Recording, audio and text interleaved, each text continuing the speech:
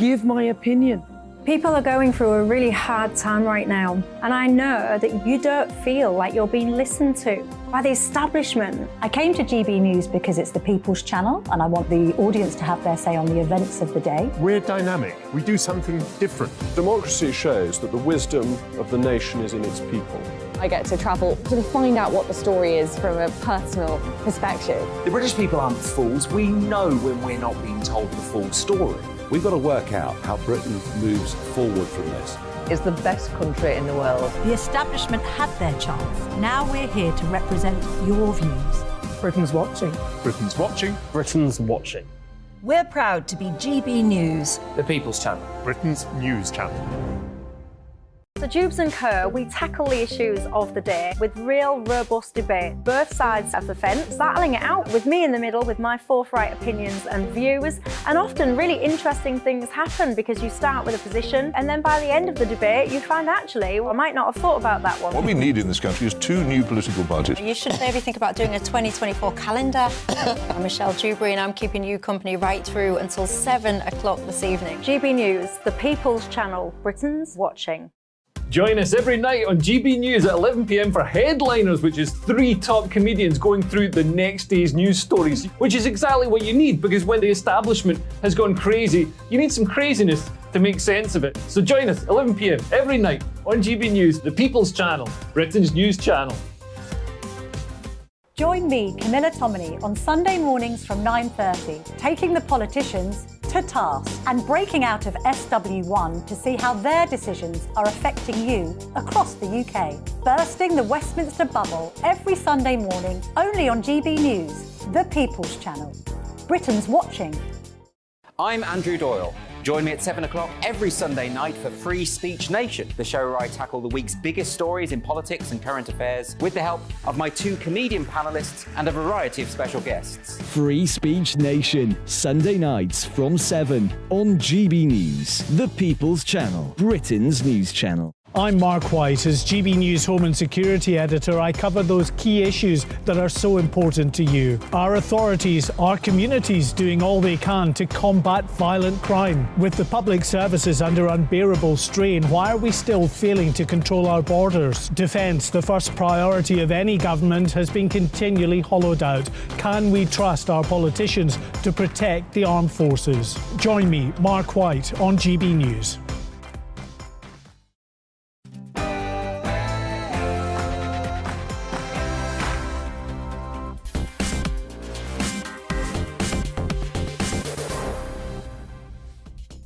Good evening. It is the start of a momentous week in British politics. The immigration figures that come out on Thursday will be a shock to many and could perhaps finally seal the Conservatives' chances of winning the next general election.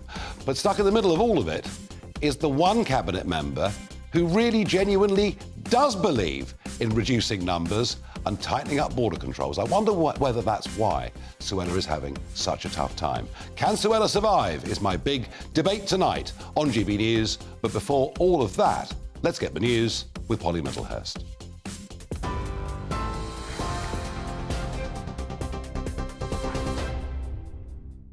Nigel, thank you. The top stories this hour. A new major search for Madeleine McCann will begin tomorrow in Portugal. Local police will be searching a remote reservoir on the Algarve, which the main suspect in the case used to frequent, the area about 30 miles from the resort in Praia de Luz, where Madeleine first went missing in 2007, 16 years ago. The search is expected to last 2 days. Now, here at home, the Home Secretary says she's confident there was nothing untoward in the way she handled a speeding offence. Suella Braverman is accused of asking for a private speed awareness course to be arranged after she was caught speeding last year. If true, it could be a breach of the ministerial code. The Prime Minister has spoken to his ethics advisor, but there's going to be no formal inquiry. Earlier, the Home Secretary didn't deny asking civil servants for help. Last summer, I was speeding. I regret that. I paid the fine and I took the points. But we're focused now on delivering for the British people and working for them. Did you ask civil servants to put you on a one-on-one speeding course? In relation to the process, I'm focused on delivering for the British people, do my job as Home Secretary. What I will say is that, in my view, I'm confident that nothing untoward has happened. Now, nearly a third of young survivors of the Manchester Arena bombing received no professional support, with a new report finding their experiences weren't validated by adults in positions of care. 22 people lost their lives when a suicide bomber detonated his device at the Ariana Grande concert 6 years ago. The report showed 3/4 of children at the event were mentally affected, but professional support wasn't offered to 4 in 10 of them. The Princess of Wales has been telling children at the Chelsea Flower Show today that you have to work hard to be a royal. Pupils from 10 schools were lucky enough to be joined by the Princess for a picnic at the annual event. She was asked by one child what the role of the royal family was, and she told them they help support people and showcase work that's being done, adding, you have to work hard at being a royal. And a former Gurkha soldier has become the first double above-knee amputee to reach the top of Mount Everest. 43-year-old Army veteran Harry Budamaga reached the summit on Friday after arriving on April the 17th, exactly 13 years since losing his legs whilst he was in Afghanistan in 2010. Having made climbing history, he says now he's looking forward to spending time at home with his family in Canterbury. On TV, online, DAB+ radio and the TuneIn app, this is GB News, Britain's news channel.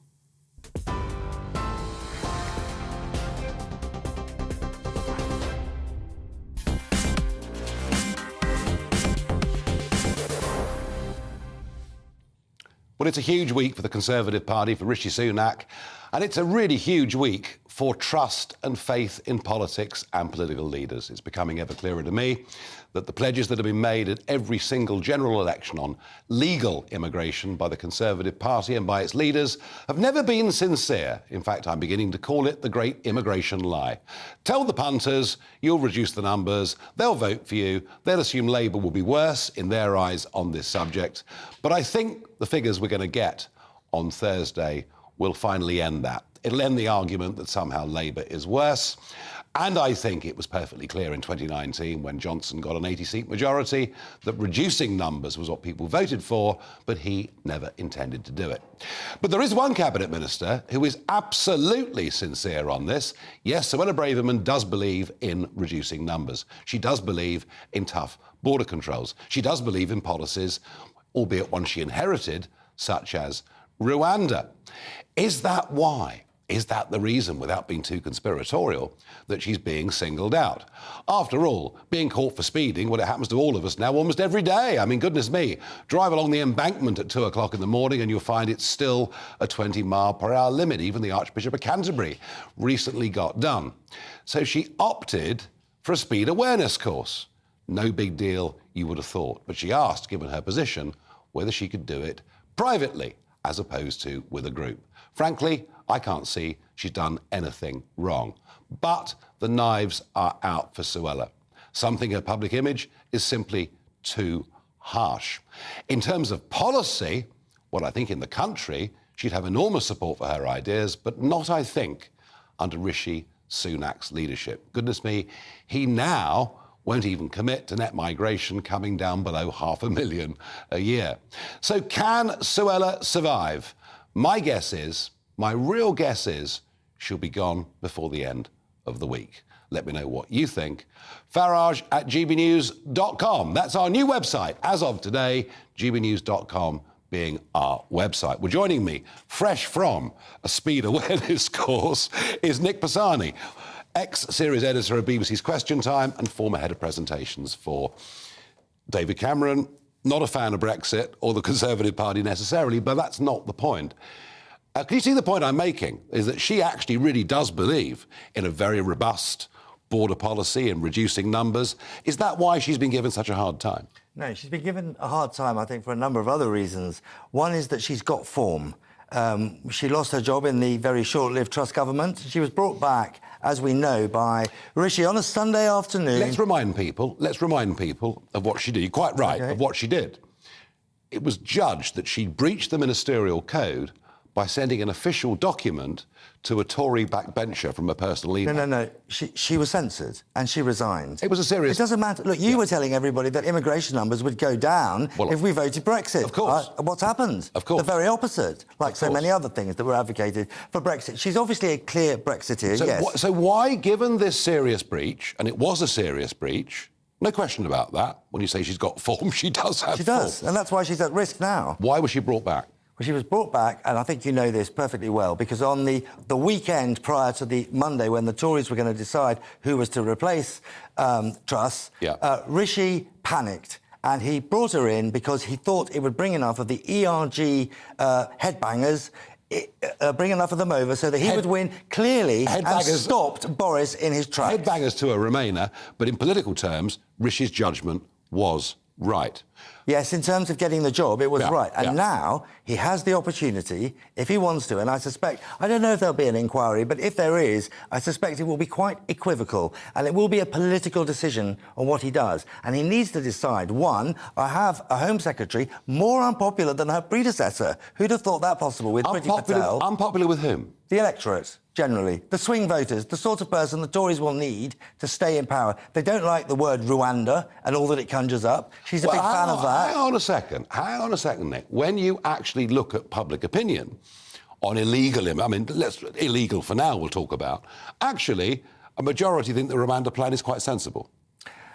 I think that those voters any Tory government needs to win who think that they don't exist, they don't think Rwanda's cool, they think the whole idea stinks. And it kind of does, really.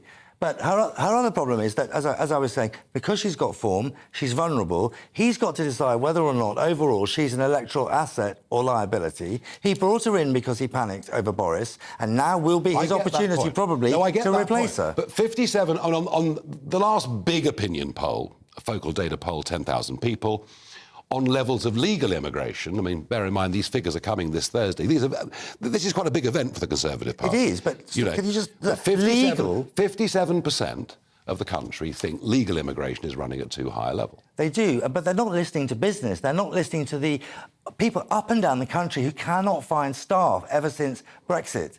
That's the truth. They don't object to legal immigration, I don't think. But once legal immigration... Listen, Nigel, once it is explained to them what legal as against illegal is, then I think you'll find many of them come down on the side of legal. Legal immigration this Thursday is likely to be 3 times higher than it was before Brexit. We can't just go on giving in to the demands of business for more and more cheap, unskilled labour. Nigel, you and your colleagues told us all that we would be able to use France to get the numbers down. Which is why... As a result of Brexit, France doesn't have those obligations. And that, in previous times, was a tiddly number of people. My frustration, I'm very frustrated with Brexit, as much as you are. Yes, for very different reasons. Because a Conservative government, under Boris Johnson actually lowered the entry requirements into this country rather than making them tougher and rather than making them tighter. And that's why we have this. Do you think we can go on with legal net migration approaching 1 million people a year? Well, it's not approaching 1 million people a year. It's approaching 500,000 to 600,000 at the moment. If you go back 2 or 3 years, the figures were way down on that. But what I would like to ask you, what are all these companies to do who cannot find the staff? What are they to do? Pay more. I mean, we have an economy that is not Hospitality. We can't just train fruit pickers overnight. Pay in hospitality is up by 10%, as opposed to average wage But there's still 900,000 vacancies. And there are 5.3 million people of working age not working. These are massive problems for the government to solve, but we're not going to solve them. We're not going to solve them by massively increasing the population. And here's the point on immigration, Nick. But this is also of those that are coming this year, of the figures we get on Thursday, which will be massive, and we know they've been inflated by Ukraine, by Hong Kong. We get that, we understand that. But of those figures, only 20% are actually work permits. The rest are dependents. And we've got the ludicrous situation where students can now bring in dependents. Surely all that's got to end. But, Nigel, can you explain to me this? What is the total number of people coming in legal if you exclude Ukraine and if you exclude Hong Kong? And I think you'll find the numbers are much the same as they were last year. If the projection for Thursday is right, it's still going to be approaching 500,000. I mean, it is a mind-bending number. Our public services... You know, the way these numbers are compiled, we had freedom of movement with the European Union until a year or two ago, and it was impossible even to measure the numbers back then. So it's very easy to be dramatic about this, and I don't for 1 minute resile from the political impact that it could have. But back to the Home Secretary, she's actually peddling a policy that I think most of the government don't believe in, including the Prime Minister. I agree with you. And it was extraordinary to see her speak at a conference that wasn't a Tory conference, but called itself a Tory conference last week. This, I think, gets to the heart of her problem. That the Conservative Party, despite 2010, 2015, 2017, 2019, going to the country, promising to reduce numbers, actually, the Cabinet don't believe in it. She does. That's why she's being singled out. And let's be honest. You know, the previous stuff was quite serious, and I agree with you on that. But this particular so-called crime is nothing, is it? No, but she represented the Boris government's view on immigration. And Boris and his government have gone, because people didn't take it seriously. Now she's trying to fly the flag in the Rishi government, where she does not have the same degree of support around the cabinet table. Will they wait for the inquiry, or will she be gone by the end of the week? I think it will depend on whether there is an investigation and how it concludes. And as I said at the beginning, I think it likely equivocal. So it will be ultimately the decision by the Prime Minister both to commission the report from his ethics advisor and to act on the findings. And what's she done wrong?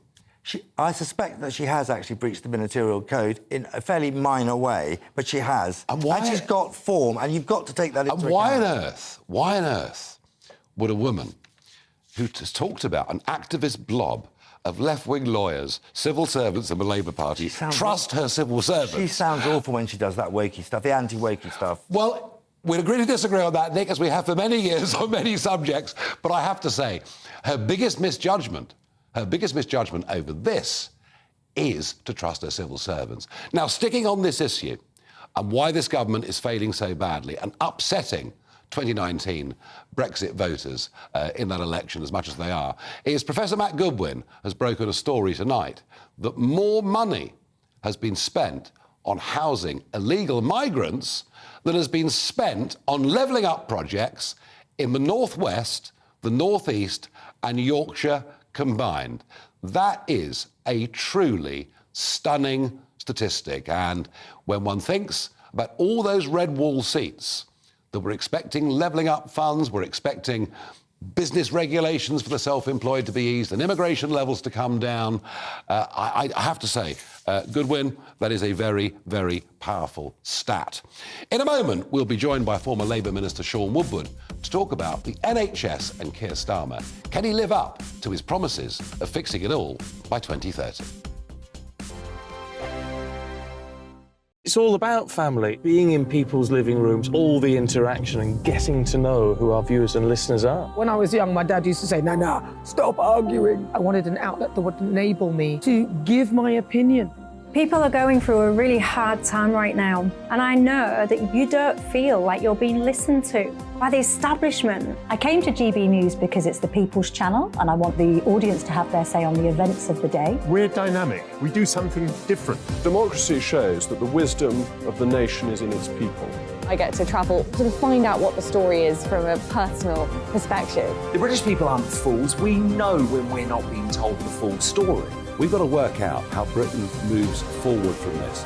It's the best country in the world. The establishment had their chance. Now we're here to represent your views. Britain's watching.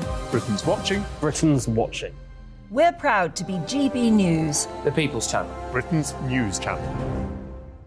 So Jubes and Co, we tackle the issues of the day with real robust debate, both sides of the fence, battling it out with me in the middle with my forthright opinions and views. And often really interesting things happen because you start with a position and then by the end of the debate you find actually, well, I might not have thought about that one. What we need in this country is 2 new political budgets. You should maybe think about doing a 2024 calendar. I'm Michelle Dewberry and I'm keeping you company right through until 7 o'clock this evening. GB News, the People's Channel, Britain's watching. Join us every night on GB News at 11 p.m. for Headliners, which is 3 top comedians going through the next day's news stories, which is exactly what you need, because when the establishment has gone crazy, you need some craziness to make sense of it. So join us 11 p.m. every night on GB News, the People's Channel, Britain's news channel. Join me, Camilla Tominey, on Sunday mornings from 9:30, taking the politicians to task and breaking out of SW1 to see how their decisions are affecting you across the UK. Bursting the Westminster bubble every Sunday morning, only on GB News, the People's Channel. Britain's watching.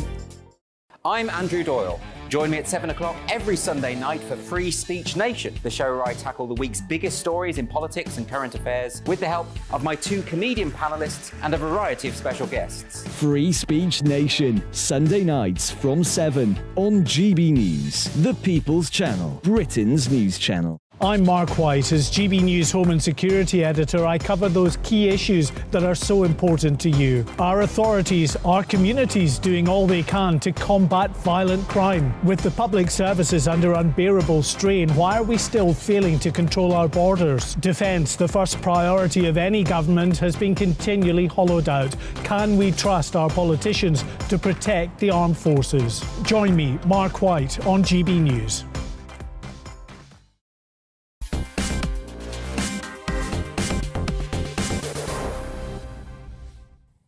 Well, some of your reactions to Can Suella Survive? Jeff says, when I was caught speeding, I took the opportunity of a speed awareness course, as this lessens the impact on my car insurance premium. I don't blame Suella for trying the same. Jeff, I did a speed awareness course. I tell you what, I bet they wished I'd never walked through the front door into that room. All this rubbish about speed kills. No, motorways actually are by far the safest place to drive. And I think there are many arguments for speed limits to go up in this country, not down. 20 miles per hour outside schools in morning and afternoon makes sense, not at 3 o'clock in the morning. Adrian says, of course, she must survive. Not sure she will. Ian says, isn't it a tiny bit strange that as soon as a minister looks like they might actually deliver a Brexit promised, they're accused of breaching the ministerial code? And finally, Carol says, I don't even have to think twice about the smear campaign against Braverman. It's a stitch-up to get rid of anyone who doesn't agree with Sunak. Well, you're absolutely right. Now, let's change gears and let's talk about the National Health Service. There is absolutely no doubt that over the course of the last few years, confidence in the NHS has diminished.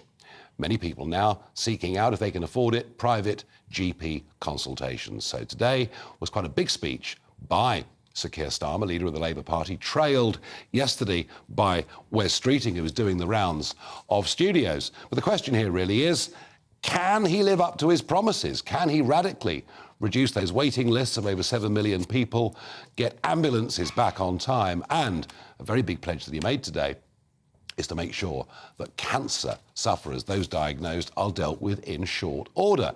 Well, Sean Woodward was briefly a Conservative MP, but then was a Labour MP and a Labour minister, and joins me down the line this evening. Sean, thank you for coming on the programme. Isn't it the case that at every general election, since you and I have been following this subject, that the leaders of both parties, particularly the opposition leader, promises to fix the NHS? Why would Keir Starmer's offer be different this time? Well, first of all, thank you very much for having me on your programme this evening, Nigel. I was also, by the way, briefly a health minister in my time under Tony Blair before I went into the cabinet to Northern Ireland. And I was health minister in Northern Ireland, and we introduced the smoking ban, which I'm sure you approved of at the time. But it has saved many, many lives by doing so. And I'm really proud of what we did then. And I'm instances only because it's an example of something that somebody thought couldn't be done. We did it.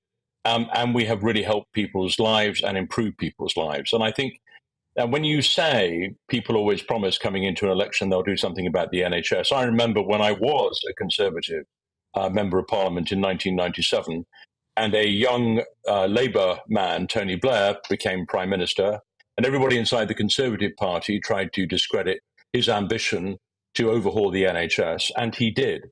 And he brought nurses into the NHS that had been leaving. He brought doctors in. We had a massive training programme.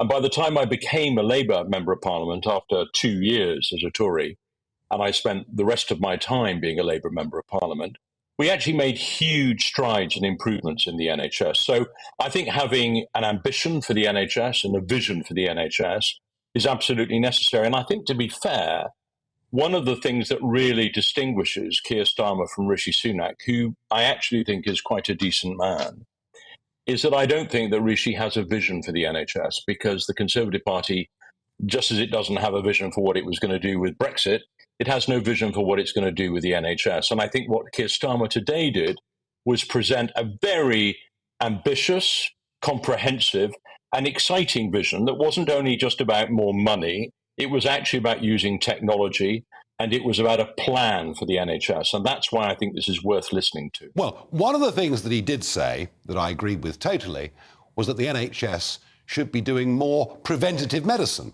helping people adapt lifestyles. And I fully understand the point you make. I have to say the 2006 smoking ban was incredibly heavy-handed in banning it in private members' clubs, and I didn't support that, but that's by the by. But Wes Streeting yesterday talked about these issues of sugar, obesity, vaping, etc., and quite openly said that Labour would use the heavy hand of the state. Is that the best way to put into place preventative medicine? Or would perhaps education and encouragement be a better route?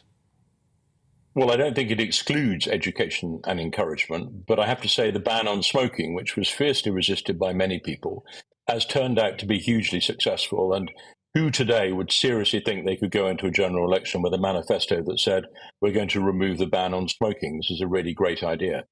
So I don't actually think we can go down that road. I think you do sometimes have to use these tools. It's clear to me, and my daughter is deliciously Ella, who's done a huge amount of work on this area, particularly attractive to young people. We do need to change the way that young people think about eating and the way sometimes their parents are feeding them. They're not bad parents. The truth is they don't know, and they are subject to all kinds of insidious exploitation, and it is exploitation, by those who want to sell them large amounts of sweets and food that's bad for them. And there's no doubt that a child that's got a significant weight problem needs help. And I think that one of the things that we're talking about here is recognizing that we can use the instruments of the state to help improve the health of the nation. Well, it does sound heavy-handed, Sean, but I understand the point that you're making. Tony Blair, you mentioned, who did put a lot of money into the health service, massively increased the pay of doctors, GPs in particular. But how is Keir Starmer going to deal with the population explosion? We have now a population that has risen by 8 million since 2001. We've got these extraordinary figures coming on Thursday. We're told next year will be the same, and no evidence that Labour will reduce them. How on earth do you provide healthcare with the existing NHS, given the time leads of building new GP surgeries and hospitals? How on earth can ordinary folk expect reasonable access to a health service with a population that's going through the roof? Well, I think this is a really good question, and there are two, I think, answers to that. The first is, of course, that if you've got 8 million more people, you've actually potentially got 8 million more people paying tax in this country. And that in turn means that we've got more money to fund our services, quite apart from any tax exemptions on things like non-DOMs, by which we will bring in more than 3 billion a year by removing that ridiculous anomaly in the tax system enjoyed by a very small privileged few. But the other part of this, which is something that Keir talks a lot about, and I'm sure it's something, Nigel, that you actually probably would agree on, is that actually this mustn't be a zero-sum game. What the UK has got to get back to is talking about how we're actually going to grow the economy. Where are the engines of growth going to be in the UK, taking advantage of Brexit in the future? Now, these are, again, issues which I think if we look at the Conservative Party, sadly, they've squandered in the last few years. Because what they've been trying doing is to squeeze more and more money out of the lemon. What they've not actually tried to do is to see how you actually grow more lemons in the garden. And I think one of the crucial things about Keir's ambition for Britain is that it's also fueled by an ambition to grow the economy, not diminish the economy. And 8 million more people can take part in that economy and pay taxes to help fund public services. Sadly, so many of the increase in people coming into Britain in the last year, so many of them actually are non-productive, which is deeply, deeply worrying. But I repeat the question. How on earth can you plan for future healthcare if you don't have a number, a target, a limit on the numbers coming into the country? Well, I know you want to talk about migration till the cows come home. It's numbers, a very tempting numbers to go and down. health, that's all. No, but the answer is if people are coming into this country and they are working, then they pay taxes. And the most important thing to realise here is that we've got to get an NHS, whether it's about those 8 million or the rest of the country, as you are defining it. This United Kingdom needs a health service that's fit for purpose. And a health service, for example, that leaves 7.5 million people waiting for treatment. A health service that currently has nearly 500,000 people waiting more than 1 year for a treatment that should have been a maximum of 18 weeks. I agree with all 300 unnecessary deaths every week with people waiting for emergency care. And suicide rates on the increase, with it now being the biggest killer of young people in the country. Now, to have a Prime Minister, to have Keir Starmer, hopefully, in Downing Street thinking that addressing these very important targets and problems is actually the point of being. Well, I tell you what, Sean Woodward, I tell you what, if he's able to do something to stop suicide, that would itself be a great miracle. Thank you for joining us today for a very spirited debate, as I would have expected from Sean Woodward. I still don't see the answer to that question, though. If you don't have people coming into the country in the next few years, how can you plan? In a moment, more taxes on your bills. This time, you'll be funding experimental technology in hydrogen. All of that in a couple of minutes. I joined GB News because I was sick and tired of not hearing my views being represented, not just mine, but so many people that I knew and spoke to. I just couldn't get my voice out there. I couldn't say anything. I couldn't do anything. Whatever the narrative was, I kind of had to follow it. GB News is there to provide a voice for those who have been ignored by the establishment media. We think different things, we've got a different style. GB News is here to be optimistic and positive about the future. It's real kind of dynamic and flowing, with the audience very much at the heart of it, like a big family. Here at GB News, we talk about the things that matter to you. Hearing the voices from right across our towns and cities, especially our towns. All sides of the argument represented with a heavy dose of opinion. We're on a mission here to make a difference. And the GB News family really is here for you, and whatever time of day you can watch or listen. Britain's watching. Britain's watching. We're proud to be GB News, The People's Channel. Britain's news channel. Westminster is going around in ever-decreasing circles, followed by the media. Britain is broken. How on earth did we get into this mess? But more importantly, how do we get out of it? Join me at 7 p.m, Mondays to Thursdays on Farage, here on GB News. We will have open, rational debate. We've got to work out how Britain moves forward from this. Join us here on GB News, the People's Channel. Britain is watching. You've probably seen politicians interviewed 1,000 times, but we do it differently. We find out who they really are, we don't shout, we chat, and hopefully we bring a bit of light, not just heat. Did you know Kate Moss? Apparently. Do you have a pair of jeans or a pair of jeans? No, of course I don't. What would I do with them? My friends are like, oh my God, what's she doing now? Join me every Sunday at 6 for Gloria Meets, only on GB News, the People's Channel, Britain's news channel. I'm Simon Evans. Join me on GB News for Headliners at 11 p.m. What's the scoop? I'll be joined by two of the country's top comedians. That's right. As we take a look at tomorrow's newspapers tonight. We're going to get into trouble. If it's a big story, we'll be covering it. Spill some tea on him. There we go. But we'll also have some fun. I wouldn't stick up a bank. My father didn't love me. So anyway. Headliners every night from 11 on GB News, the People's Channel, Britain's news channel. Monday to Thursday, 9 p.m. till 11 p.m. Join me, Dan Wootton. I'll bring you the sharpest takes and hottest debates. Do you not believe in prison? I don't believe in prison. I'm completely stunned. I guarantee you there'll be no spin, no bias, no censorship. I actually was personally quite offended by it. And no reason to go to bed. So I guess they've always been quite woke. That's Dan Wootton tonight on TV, radio and online. Monday to Thursday from 9 p.m. till 11 p.m. on GB News. The People's Channel, Britain's news channel.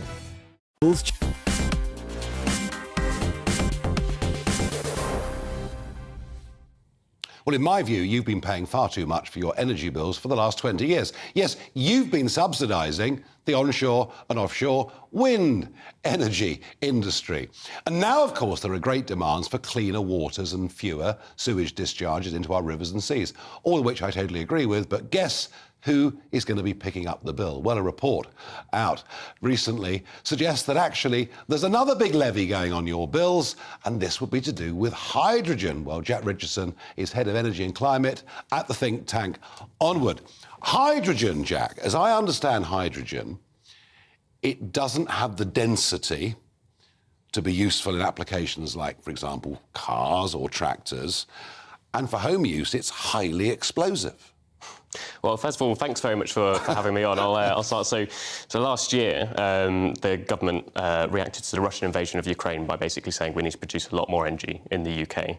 Part of that was having a new 10 gigawatts of hydrogen production by 2030. Hydrogen is actually quite useful for a lot of things, including energy security. It can help us get the most out of renewables. So instead of paying wind farms to switch off, they produce hydrogen, which can be used as gas. This is the idea, is that these vast arrays of offshore wind farms in the North Sea will send their electricity in and will use that to convert into hydrogen. Yes, I mean, it can use that as a gas, and it won't replace fossil fuel gas in all applications, but it can definitely be helpful in making our energy system more resilient, so we can burn that hydrogen later for power. We could use it in our industry to make our industry a bit more competitive, especially in markets that are placing a premium on greenness. And then also it can help us to displace some of the foreign imports of gas from countries like Qatar and America. And so therefore it's part of our the government's net zero agenda. It is, but it's also part of our energy security agenda, a small part of both. But what we said in our report is that the government wants to pay for this 10 gigawatts of hydrogen production by 2030 through a new policy levy on bills.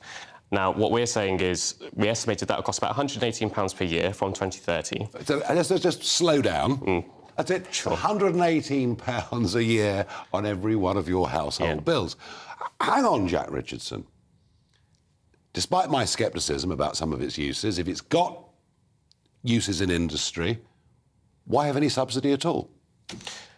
So it's a new industry, and the government wants to ramp it up very fast, and it wants to secure our energy supplies and have new sources of domestic energy production. I think that's right, and I think we do definitely need hydrogen. But what we're saying is households won't be using it for reasons like you said earlier. It's not very economical to use as home heating. You can't have a like-for-like replacement for fossil fuel gas. It is potentially quite dangerous. But I think it can definitely be used for things like industrial decarbonisation. Okay. Heavy industry do really want that hydrogen because it can help them avoid carbon pricing. Now, I think it is right that our industry pays for its pollution. I think I think households have been burdened too much already, and this idea that ordinary, struggling folk, in many cases, should be handing money over to rich corporations and their shareholders, I find totally and utterly objectionable. But the government's set on this course, is it? Yeah, and I do think it's right that we have this 10 gigawatts of hydrogen production target. Hydrogen is very useful for a lot of things. I don't think home heating is one of them. But what we've said in the report is instead of charging households, essentially, if I may rewind, is the government set this target, but the Treasury doesn't want to pay for it, therefore it's going to put it on everyone's energy bills. No matter how rich or how poor you are, you all pay the same rate, depending on how much energy you consume, basically. Actually, poorer people tend to consume more energy because they're less likely to be able to upgrade their home and make their homes more energy efficient. So poor people will be paying a levy and then also using more energy. I mean, recent reports suggesting that for the average, semi-detached house, to come up, perhaps built in the 30s or whatever it may be, to come up to speed where the government wants people to be, could cost up to £15,000 per household. I mean, much of this is totally unrealistic, isn't it? Well, but there's also some households which only need to spend less than £1,000 or something. I think the best way to help people help themselves to upgrade their homes, which is a good thing, it means that they'll use less energy, have lower energy bills, be warmer, is through tax breaks, essentially. So maybe a bit like there's a cycle to work scheme where you can pay monthly out of your pay packet, tax-free, and finance it over a certain period of time. Maybe we can do that for home upgrades too. But I think the important thing, why I've come on today, is to say that household bills are not the place to be paying for and I hydrogen. get that point, because the beneficiaries won't be households anyway. It will be heavy industry that will use it. And I get the logic of that absolutely and completely. Final thought, net zero is not achievable anyway, is it? No, I disagree. I think it is. And I think Britain has a lot going for it, and I think we can reindustrialise the country if we do it right. But I think the hydrogen levy is an example of it doing wrong. Thus far, the pursuit of net zero is deindustrialising Britain as all these manufacturers head off to India and China because they couldn't give a damn about net zero. So I'm not sure. There isn't actually. There's lots of things, lots of reasons why we've lost our industry over the decades. I don't think. I don't think part of it. I do think electricity prices. I do think you're right there, and we do need to get our electricity prices down. Part of that is moving away from a system that's so dominated by the gas price, which we can't control. So I think instead, what we need to do is cut electricity prices. If we produced our own gas, we could have much cheaper energy. Just look at America. But it's very difficult, actually, to replicate the shale revolution outside of America. China's also been trying to do it, but it hasn't succeeded. There are countries like Poland and Romania that also tried to do a lot of shale. It didn't succeed. I think that's a debate that we've had, and we need to put it to one side. We're running out of oil and gas in the North Sea as well, so if we want to have domestic energy production, really the only way to do it now is through renewables and nuclear power. Jack Richardson, I take the point. If we're going to go for hydrogen, the punters at home shouldn't be forced to pay yet again. I'm somewhat more sceptical than you about the net zero agenda, because my experience of all of this is it just ends up costing people's jobs. Maybe in the long term, I would prove wrong, but I'm not so sure. Let's do some What the Farage moments before we go to the break. This is pretty extraordinary, is it not? The Theatre Royal, Stratford East in East London, is putting on a play on the 5th of July. The play is called Tambo and Bones. And the organisers that are hosting it, it's a one-off, want it to be a blackout event. That's right. A safe, private space for all black identifying audiences. I find the whole thing extraordinary. So we're saying to white people, please don't come along. This play's designed for black people only. Now, they won't ban white people from going along, and given that these days people can self-identify as anything they want to be, they couldn't possibly. But isn't it amazing? What must Martin Luther King be thinking as he spins in his grave, where he said he wanted people to be judged not by the colour of their skin, he was referring to his children, but with the content of their character. And now we have apartheid-type policies being brought in East London. I promise you, folks, no good will come of this. And What the Farage moment. Now, I spoke last week, I was on the BBC last week, quite unusual, really, and I said that because of the result of what the Tories had done, Brexit was being seen to be a failure by millions of people. Well, YouGov have produced some polls today on the back of what I said, and it does not make very pretty reading for this government. It says that Leave voters, 37% think it's been a bit of a failure, 35% don't know, only 20% of Brexit voters currently consider it to be a success. Well, be in no doubt, in foreign policy, it has been a success. Constitutionally, it's been a success. We've left, and we won't actually be rejoining. But in terms of the realistic expectations that we had for business regulation, and of course, for immigration into this country, we have been completely and utterly failed by the Conservative Party. And I think that Thursday's immigration figures will be the nail in the coffin for the relationship between Brexiteers and the Conservative Party, particularly those who voted Tory for the first time ever in 2019. In a moment, we'll find out why drug driving is even more of a problem than drink driving, and what on earth can we do about it? Monday to Thursday nights on GB News. At 6, it's Dubes & Co. 7 o'clock, Farage. At 8, join Jacob Rees-Mogg. And at 9, Dan Wootton Tonight, followed by Headliners. On TV, radio and online. This is GB News.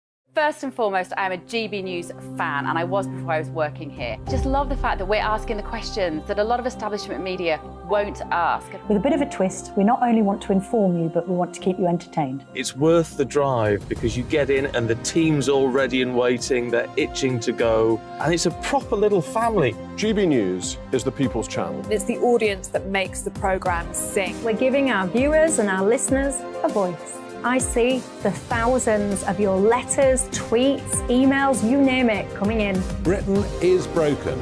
How on earth did we get into this mess? But more importantly, how do we get out of it? The establishment had their chance. Now we're here to represent you. It's time for something different. It's time for GB News. I'm very patriotic. I believe in Britain. Our best days lie ahead. Britain's watching. Britain's watching. Join us here on GB News. The People's Channel. Britain's news channel. Join me, Patrick Christie's, Monday to Friday, 3 till 6. We tackle the day's news agenda like you've never seen before. It's high tempo, high octane, the most controversial topics, and the best guests. You will not be able to take your eyes and ears off it. I'm not afraid to ask the questions that you really want answered. 3 till 6 p.m, Monday to Friday on GB News, the People's Channel, Britain's news channel. GB News has its own late-night paper preview show, Headliners, where comedians take you through the next day's top news stories. You don't have to bother reading the newspaper, we've got it covered for you. Headliners, every night at 11 p.m, and repeated every morning at 5 a.m. We won't send you to sleep like some of the other paper review shows out there. GB News, the People's Channel, Britain's news channel. Start the day with GB News. We catch up on all the big stories you didn't hear the night before. And take a look at what the world's talking about this morning. That's right, Monday to Thursdays from 6 o'clock. It's Breakfast with Eamon and Isabel. Straight after breakfast, join us, Bev Turner and Andrew Pearce. We're going to take you through till noon. We'll be tackling the big topics of the day, including the things that the other channels just won't talk about. If it's happening here. Wake up to mornings on GB News, the People's Channel. Britain's news channel. I'm Jacob Rees-Mogg, the Member of Parliament for North East Somerset and a former government minister. For years, I've walked the corridors of power in both Westminster and the City of London. We need to have the arguments, the discussions on how we make it better. Crop failures, famine, war, suffering on a scale completely unimaginable. We are putting the cart before the horse. As Charles I said at the scaffold, he was the true defender of liberty. Yeah, I've completely derailed the conversation. Join me Monday to Thursday at 8 p.m. on GB News, Britain's news channel.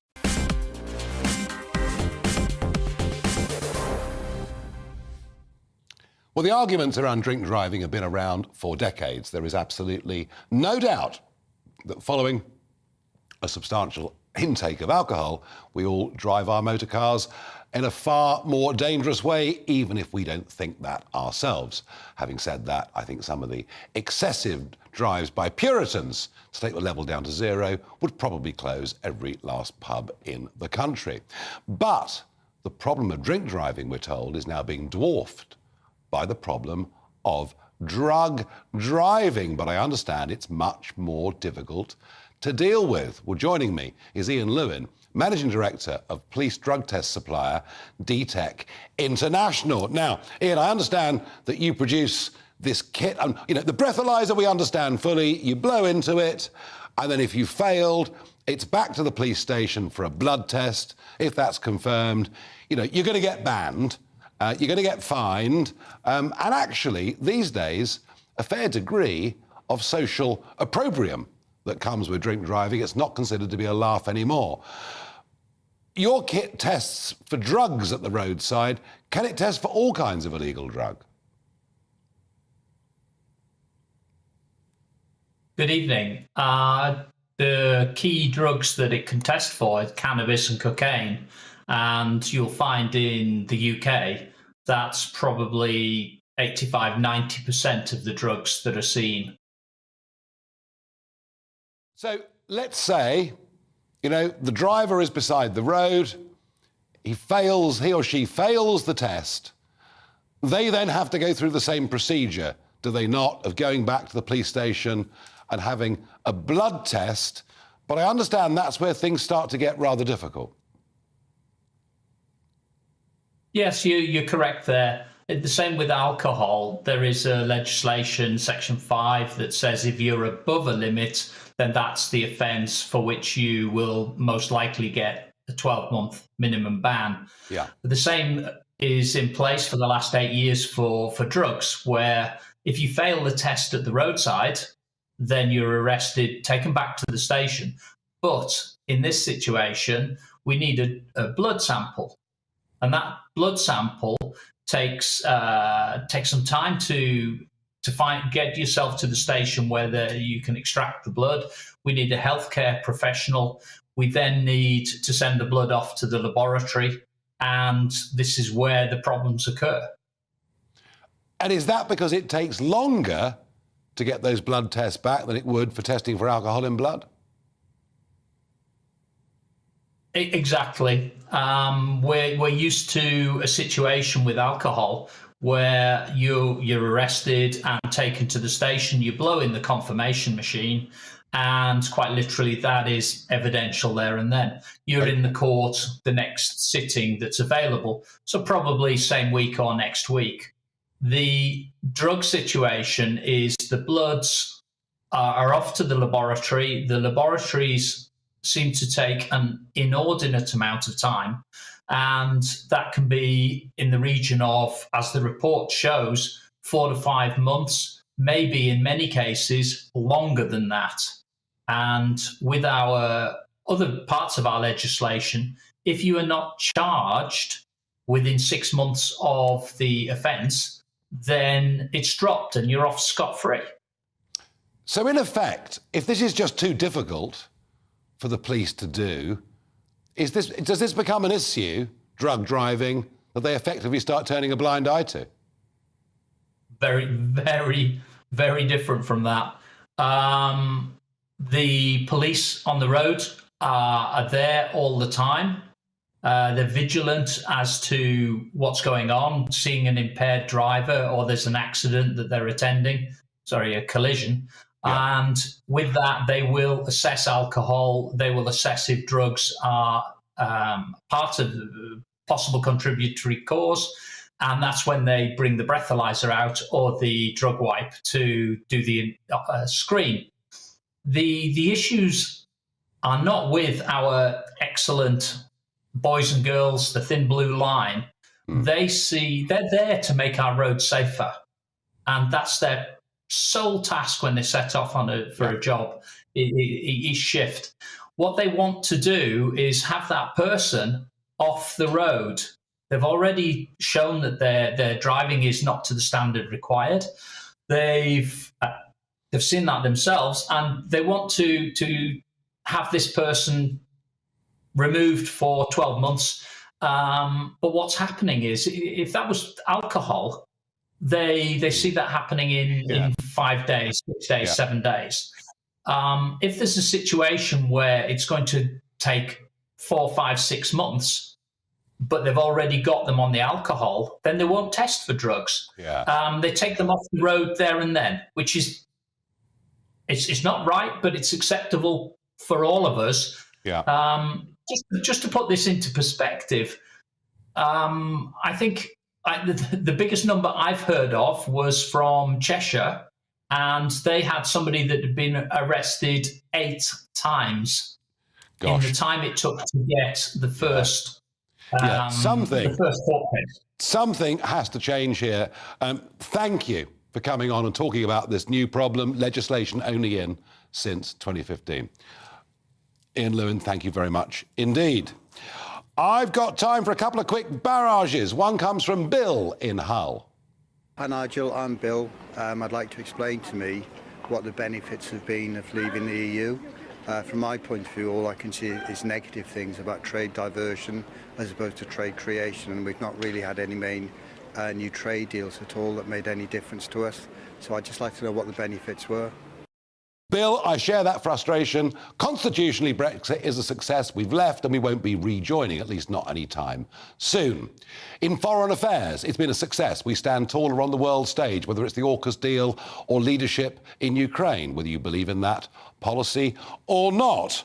As far as everything else is concerned, it looks to be a complete and utter failure to most people who voted for it and voted Conservative for the first time in their lives in 2019. And what comes this Thursday is going to be a big shock to many. I'll discuss that with Jacob in just a moment. And I've got time for Chelsea from Hull as well. Hi, I'm Chelsea. What would you do to improve the child and adult mental health services in England? Thank you. Chelsea, they have been the poor relation of the NHS for far, far too long. And the absolute truth, of course, of all of this is that, during the pandemic, locking people up, having the police put up drones to make sure you weren't spending too long outside your house, or, God forbid, sitting on a park bench in the sunshine. None of this has done the mental health of the nation any good at all. As for solutions, Chelsea, it is not straightforward, it is not easy. We used to incarcerate people in giant institutions. We decided that was the wrong thing to do, and we now, with those that are really in trouble, go for effectively what's known as care in the community. That doesn't seem to be working either. I don't have the full solutions to this, other than we have actually underestimated how important mental health is. Of that I have no doubt. I'm joined by Jacob Rees-Mogg. What a week this is. I'm going to put it to you. What a week this is for trust in politics. Yes, I think it's very important. I'm worried, as you are, about the immigration figures. And I'm worried that we're taking a very Treasury-led approach that assumes that GDP growth is dependent on more migration. And we saw today some very encouraging figures. People working in the hospitality industry are getting paid more. That's a benefit of Brexit. Yes. It means the least well-off citizens in this country are earning more because their jobs aren't being taken by mass migration. And this has always been something that people who voted for Brexit were expecting. What worries me with these immigration numbers, and we don't, 700,000, a million, who knows? I mean, just off the charts. What is extraordinary, Jacob, is only 20% of that number are work permits. It's quite peculiar. And the defence of the rest of it seems to me ridiculous, the dependents coming with students. The students themselves. Why? I mean, it's one thing to have students coming to world-beating institutions, but if the whole aim of all our universities is to fill themselves with students from overseas, you've got to be asking what they're really trying to do. And the government have allowed this. They've also, of course, reduced the economic thresholds at which people can come. The truth is, Boris Johnson never believed in cutting immigration, did he? I think Boris did want to cut immigration, actually. I think that you've seen a number of factors that I fully support that have had an effect on this. I'm very pleased that the people from Hong Kong are coming. I'm very pleased that we allowed people from Ukraine. But on the other area, we should simply put a limit on. We should just put a cap on. He was the Prime Minister. Basically, you can come into Britain from anywhere in the world on minimum wage. Which is crazy. And the idea was it was going to be skilled workers. You should only come into this country if you're going to make a big economic contribution. No, I agree. Because if you bring people in on the minimum wage, you keep constant pressure, downward pressure, on the wages for the low-skilled jobs, which are the entry level for our own unemployed. The whole thing is mad. Are you discussing Suella tonight? I'm going to be talking about Suella. Is she going to survive? Yeah, I would have thought so. I mean, this seems... Would you really? This is such a nonsense story, isn't it? This is nothing. The story itself is that she did make quite a big mistake in the past, and I think we all acknowledge that and know that. This is a nothing story. But she actually believes in reducing immigration and having tough border controls, whereas the Tory party just lie at every election to the electorate. I mean, they've been so dishonest, Jacob. I don't think I'm giving away any secrets, and I can say I sat in cabinet committees with Suella, where she was absolutely clear that she wants to do Which is why she has to go. Which is why she's got to stay. No, but it's why she's got to go in this, she can't go for some dishonest Tory party that's lied. They lied to us at every election. We're marvellous. Since 2010. We're the They're greatest. appalling. Let's have a look and see if the weather can cheer me up. Hello, it's Aidan McGibbon here with your GB News forecast from the Met Office. Clear spells for many of us overnight. A cool night to come. But more warm, sunny spells are expected in many locations this week. The weather set fair with high pressure in charge, that high pressure extending from the west, bringing a breeze in from the Atlantic, but over the top of the UK. And for some eastern coast, that means the winds will be travelling over the North Sea. That's why it's stayed a bit cooler for some North Sea areas. And we'll continue to see that breeze overnight. But actually for many, it's light winds, low humidities inland, and a lack of cloud will mean temperatures dipping into the single figures, even the low single figures in a few sheltered spots in the north. So a bit of a chill in the air first thing Tuesday, but really it won't last long because plenty of sunshine will warm the air up from the word go. And we keep those sunny spells into the afternoon. I think there'll be a bit more cloud at times compared with Monday. Certainly across southern areas, that additional cloud will mean that temperatures will be a degree or two lower, 21 Celsius, the likely max. Elsewhere, mid to high teens generally. But for Scotland and Northern Ireland, the cloud thickens through the afternoon and there'll be a spell of patchy light rain and drizzle crossing northern Scotland during the afternoon, pushing through Shetland by evening. A break then in the cloud and the rain, but further light drizzly rain comes along into the far northwest later on. A few light showers for Northern Ireland, southwest Scotland by dawn on Wednesday as well, but clearer skies further south. And again, under those clear skies, light winds, temperatures dipping into the single figures. So another fresh start for southern and eastern parts of the UK, less so for the northwest where we've got thicker cloud to begin things on Wednesday. And a weak weather front crossing Scotland will bring an area of cloud for a time, along with some light drizzly showers. That clears through, plenty more sunshine to come on Thursday and into Friday.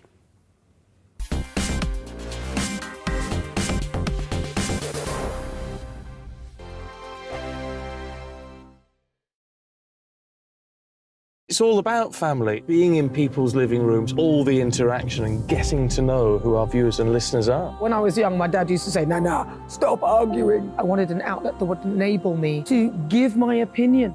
People are going through a really hard time right now, and I know that you don't feel like you're being listened to by the establishment. I came to GB News because it's the People's Channel and I want the audience to have their say on the events of the day.